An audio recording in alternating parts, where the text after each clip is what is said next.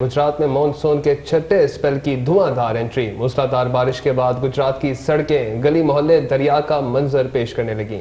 शहरी घरों में महसूर डिप्टी कमिश्नर गुजरात के हिदायत पर वासा भी मुतारिक। मजीद जानते सैयद आबिद अली से। आबिद बताइएगा। देखिए जी, मानसून के छठे स्पेल की धुआंधार एंट्री जो है वो गुजरात में नजर आई है। मैं आपको ये बताता चलूं कि चंद घंटों में तकरीबन 90 मिलीमीटर बारिश जो है वो रिकॉर्ड की है, जिसने जल थल जो है वो एक कर दिया है। तमाम मेन शहरों समेत नशेबी इलाके जो है वो तकरीबन 2-2 फीट पानी में डूब चुके हैं। मैं इस वक्त रहमान शहीद रोड पर मौजूद हूँ। मेरा कैमरामैन आपको दिखाए तो इस वक्त भी यहाँ पर जो है वो तकरीबन 2 फीट पानी जो है वो मौजूद है।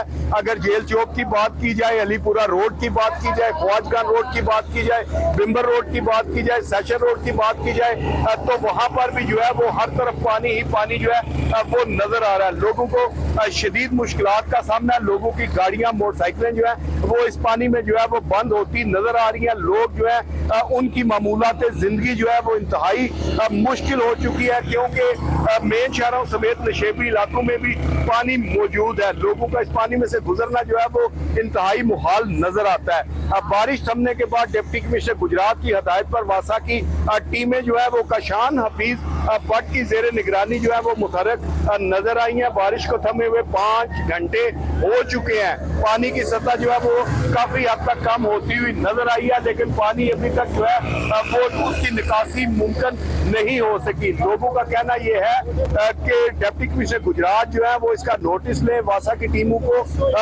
मुतहरक करें, डबल स्पीड से मुतहरक करें, ताकि पानी की निकासी जो है वो मुकम्मल हो सके और लोगों की मामूलात जिंदगी जो है वो मुतासर